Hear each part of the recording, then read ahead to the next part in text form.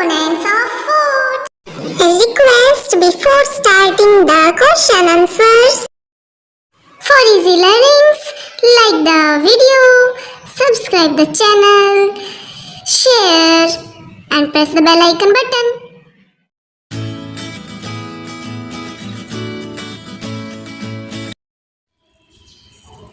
Today we will discuss some questions and answers. Our first question is, why are the following nutrients important to us? अलग अलग nutrients जो यहाँ बताए गए हैं हमें बतानी है उनकी इम्पोर्टेंस, हमारे जीवन में उनकी महत्वता क्या है। First is carbohydrate. कार्बोहाइड्रेट हमारी बॉडी के लिए वैसा ही है जैसे किसी गाड़ी में उसका फ्यूल होता है। So carbohydrate provide us energy. Fats, they also provide us energy. Fats का काम भी हमें एनर्जी प्रोवाइड करना ही है।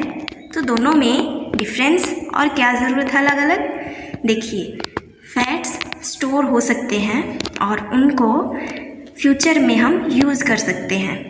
दूसरा, कार्बोहाइड्रेट से एनर्जी लेना इजी है और फैट से एनर्जी लेना थोड़ा सा मुश्किल है। इसलिए हमारी बॉडी पहले अच्छे वाले फ्यूल को यूज़ करती है, दैट इज़ कार्बोहाइड्रेट। लेकिन जब हमें कार्बोहाइड्रेट से एनर्जी पूरी ना मिल पाए तब ज़रूरत पड़ती है फैट्स की। इंस्टेंट एनर्जी कार्बोहाइड्रेट से, लॉन्ग टाइम के लिए एनर्जी फैट से। जैसे कभी कभी मीठा कार्बोहाइड्रेट खाने के बाद आपको तुरंत ही एनर्जेटिक फील होता है और फैट से तुरंत एनर्जी नहीं मिलती। Next is protein. Protein are required for growth and repairing of tissues. Protein किस लिए ज़रूरी है? हमारी ग्रोथ के लिए, यानी कि जो भी नए सेल बनते हैं उनके लिए, एंड रिपेयरिंग टिश्यूज़। अगर कोई नुकसान पहुंच गया है, किसी तरह का कोई नुकसान हो गया है किसी सेल को या टिश्यूज़ को, तो उसकी रिपेयरिंग के लिए भी ज़रूरी कौन है? प्रोटीन्स। Next is vitamins.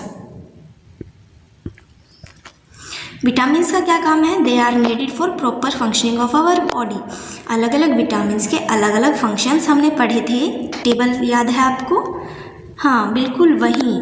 तो वहाँ से हमको पता चलता है कि अलग अलग विटामिन्स का बॉडी में अलग अलग फंक्शन होता है। जैसे हमारी आँखों के लिए विटामिन ए ज़रूरी है, हमारी हड्डियों के लिए विटामिन सी और डी ज़रूरी है। तो इसी टाइप से अलग अलग विटामिन्स के अलग अलग फंक्शन होते हैं। Minerals, they are also needed for proper functioning of our body. जैसे आयरन, आयरन का सिंबल क्या बताया था? Fe। तो आयरन क्यों ज़रूरी है? आयरन ज़रूरी है, हीमोग्लोबिन के साथ मिलके आयरन हमारी बॉडी में ऑक्सीजन की सप्लाई करता है। Next is dietary fibre. Dietary fibre help in maintenance of healthy digestive system. वो हमें ना तो कोई एनर्जी प्रोवाइड करते हैं, ना हमारी ग्रोथ में हेल्प करते हैं, ना किसी और फंक्शन में हेल्प करते हैं, ना ही टिश्यूज़ रिपेयर में हेल्प करते हैं। They maintain healthy digestive system. Dietary fibre, as we see in the definition, dietary fibre हमारे भोजन का वो पार्ट है जो हमें प्लांट से मिलता है और इनमें से कोई भी और फंक्शन वो प्रोवाइड नहीं करता, बट हमारी हेल्थी डाइजेस्टिव सिस्टम को मेंटेन रखने के लिए बहुत ज़रूरी होता है। The last one is the water, पानी। आपको पता है almost 70% of our body is made of water. लगभग हमारी बॉडी का 70% भाग पानी से बना हुआ है। तो इतने पानी का क्या काम है? जो भी हमारी बॉडी में केमिकल रिएक्शंस होती हैं, चाहे वो एनर्जी प्रोवाइड करने के लिए है, चाहे वो न्यू ग्रोथ के लिए है, चाहे वो रिपेयरिंग के लिए है, चाहे वो डाइजेशन के है, हर एक तरह की रिएक्शन, लगभग सभी तरह की रिएक्शंस पानी से ही होती हैं। इसलिए पानी एक मीडियम प्रोवाइड करता है जिसमें बॉडी की केमिकल रिएक्शंस आसानी से हो सके, इसलिए पानी भी ज़रूरी। Our next question is, give symptoms and disease caused by the deficiency of vitamin A, vitamin B1, vitamin C, calcium, iron, iodine. Here we can see the first three are the vitamins and the next three are the minerals. We have to tell the symptoms of the deficiency of these nutrients and the name of the disease caused by the deficiency of these nutrients. अगला प्रश्न है कि हमें इन पोषक तत्वों की कमी से होने वाली बीमारी या वो लक्षण जो हमें ये बताते हैं कि हमारे शरीर में इस पोषक तत्व की कमी हो गई है, वो हमें बताने हैं. पहला देखिए, vitamin A.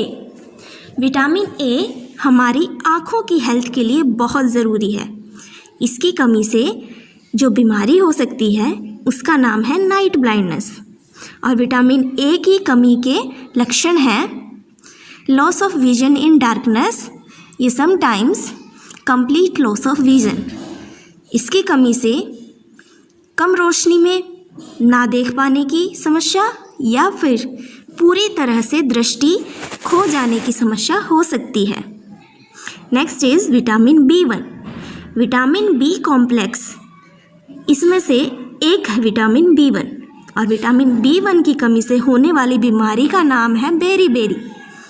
Beriberi vitamin B1 की कमी से होने वाली बीमारी का नाम है और विटामिन B1 की कमी के लक्षण हैं week muscles and low energy. कमज़ोर मसल्स और ऊर्जा की कमी महसूस होना, यानी कि बहुत जल्दी थक जाएं, ज़्यादा मेहनत वाला काम ना कर पाएं. Next is vitamin C. Vitamin C की कमी से होने वाली बीमारी का नाम है स्कर्वी और विटामिन सी की कमी दिखाने वाले लक्षण हैं ब्लीडिंग गम्स. पहला है कि मसूड़ों से खून आना. Wounds take long time to heal. दूसरा लक्षण है कि अगर कोई घाव हो जाए शरीर में तो उसे हील होने में यानी उसे ठीक होने में, घाव को भरने में बहुत ज़्यादा वक्त लगता है. हील यानी घाव का भरना, ठीक होना.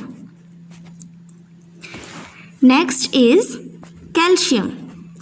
कैल्शियम की कमी से होने वाली बीमारी क्या होगी? दांतों में खराबी हो जाएगी या फिर हड्डियों में, यानी कि हड्डी और दांतों का गलना. और इसके लक्षण हैं weak bones and tooth decay. हड्डियों का कमज़ोर होना जो इजीली फ्रैक्चर हो सकती हैं या जो टूट सकती हैं. तो इससे क्या होता है? कैल्शियम की कमी का पता चलता है. तो कैल्शियम की कमी से होने वाले लक्षण weak bones and tooth decay. Next is iron. Iron is very important for our health. इसकी कमी से होने वाली बीमारी का नाम है एनीमिया, यानी कि रक्त की कमी.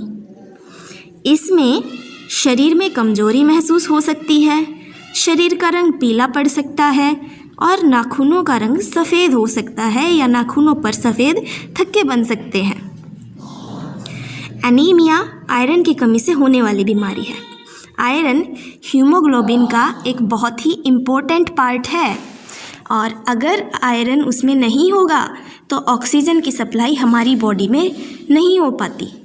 तो आयरन की कमी से हमें वीकनेस फील होगा और आयरन की कमी से जो हमारे ब्लड की रेडनेस है वो चली जाएगी. तो हमारी बॉडी का कलर पीला पड़ने लगेगा और हमारे नाखूनों का रंग सफ़ेद होने लगेगा. The last one is the iodine. Iodine की कमी से होने वाली बीमारी है गॉइटर, घेंगा रोग. थायराइड ग्लैंड हमारे गले में होता है और अगर आयोडीन की कमी है तो बीमारी हो जाती है गॉइटर. इसमें गला सूज जाता है बहुत ज़्यादा क्योंकि हमारे गले में जो थायराइड ग्लैंड है असल में वो सूज जाता है. आयोडीन की कमी से मेंटल एंड फिज़िकल रिटार्डेशन हो सकती है, यानी कि मानसिक और शारीरिक पिछड़ापन. पिछड़ापन से मतलब है कि शरीर की वृद्धि उम्र के साथ तो हो गई लेकिन दिमाग उस तरह से विकसित नहीं हो पाएगा और शरीर भी फिज़िकली उस तरह से विकसित नहीं हो पाएगा. That is known as mental and physical retardation. I hope you enjoyed the video. Please let us know in the comment section. Bye bye.